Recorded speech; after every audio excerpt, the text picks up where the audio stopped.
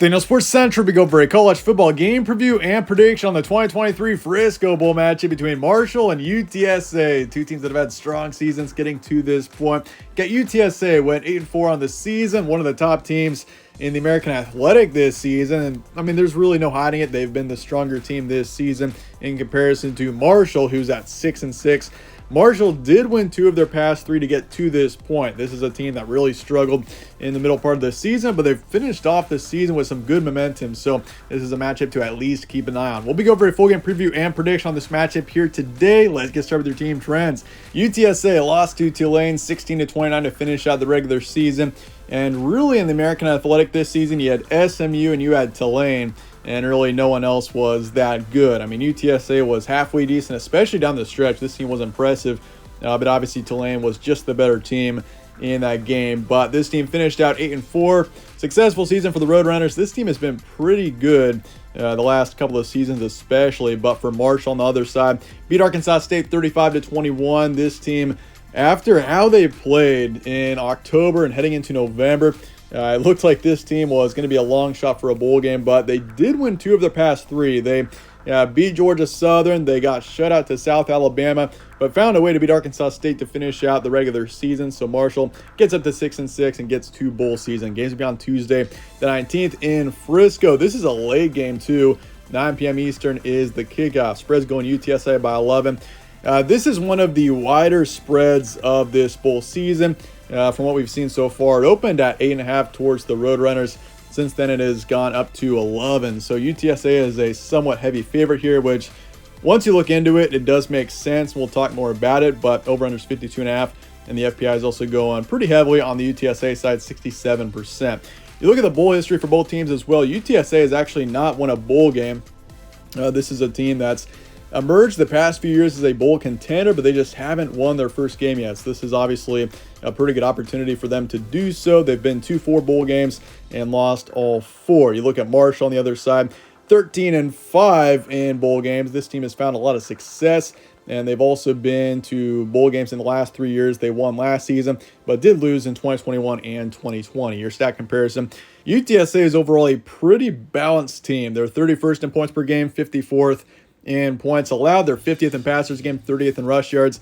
I mean, so this is a team that can find a way to win in both phases offensively. You got Frank Harris, who when he has a good game, he's definitely tough to stop. And I mean, the backfield's been strong for the Roadrunners as well this season, being top 40 in the country in rush yards a game. So, I mean, for UTSA, an 8-4 team, they're just about middle of the road as you can get. But for Marshall, this team is 87th in points per game, 81st in points allowed. So they're pretty similar to UTSA. They're pretty balanced on both sides of the ball, but this team is just slightly worse in just about every category. But they're 74th in passers game, 89th in rush yards. The thing is for Marshall as well, and a big reason why there's a lot of uncertainties about Marshall in this matchup and why UTSA is such a heavy favorite is because Marshall's without, I mean, their quarterback situation is in a tough spot. Cam Fancher is in the transfer portal. He's been the primary starter all season. But he also hasn't been super impressive. He's thrown 2,100 yards for 11 touchdowns and 11 picks. So he's got an even touchdown interception ratio, which is obviously pretty terrible. So the quarterback situation isn't taking a big hit, but considering Cam Fancher's been the primary starter this season and he's played as bad as he has, there's just not a lot of optimism around this offense right now. Your recent matchups, UTSA lost to Tulane 16-29, but once again, this team really played well after September. Once it hit October, this team has won every game except for the Tulane one. I mean, this was a team that actually started the season 1-3. It was looking really, it was rough going for this team. They lost to Houston in week 1, lost to Army in week 3, 37-29, and then obviously got blown out to Tennessee. But after that, this team found a way to win some games, and they were dominant as well down the stretch. So this team has definitely improved, and you got to give credit to this coaching staff for what they've done. This is a team that I would say at this point in the season is better than their record shows. This could have definitely been a 9 or even 10 win team this season, but obviously a couple of really tough losses at the start of the season. But for Marshall on the other side, we've seen everything out of this team. They had a nice win. They won 2 of their last 3, but October was awful for this team. They kept it close against NC State. This was actually a team that started out 4-0, so kind of opposite to UTSA. This team started strong, but they were bad down the stretch. They lost at NC State by a touchdown, so not a bad loss, but then after that, it got pretty bad. Lost to Georgia State in a blowout. Got blown out by James Madison, got blown out against Coastal Carolina, and also against App State there, but found a way to beat Georgia Southern, which was actually a pretty good win there. Georgia Southern is in a bowl game this season, and then, of course, they get shut out to South Alabama the next week. And then you beat Arkansas State 35-21. So there have been times of potential for Marshall, but obviously it's just, and it looks like it's going to be Cole Pennington as the starting quarterback for this team, which he led the win against Georgia Southern, but then the next week, this team got shut out against South Alabama. So for Marshall, this is a pretty inconsistent team that down the stretch has been a bit disappointing. Very key points, UTSA 8-4. This team, after a 1-3 start, this team has finally clicked. And this is a pretty uneven matchup if you ask me when you consider both sides. UTSA actually just got bumped up to a 12-point favorite. So it was 11 before, now it's 12. And I wouldn't be surprised if we get to Tuesday and the spread is 13 or 14 just based on both sides here. But for Frank Harris, this offense, they've been brutal, and overall, this is a much more complete team at this point in the season than Marshall, who's without their starting quarterback in Cam Fancher. Once again, this team had a strong start to the season. They were looking pretty good heading into October, but this team went ice cold once October hit. And honestly, though, I will say for Marshall, a 6-6 team, they did win 2 of their past 3.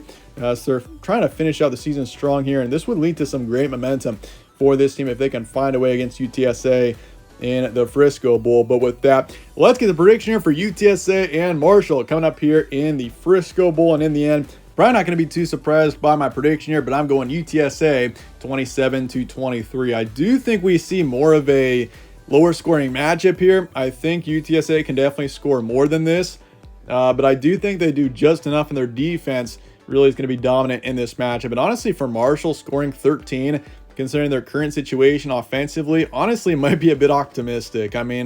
This offense has really struggled at points this season, and when they have a bad game, they have a bad game from what we've seen down the stretch. And so I think Marshall puts up 13, but UTSA is going to do just enough to get it done.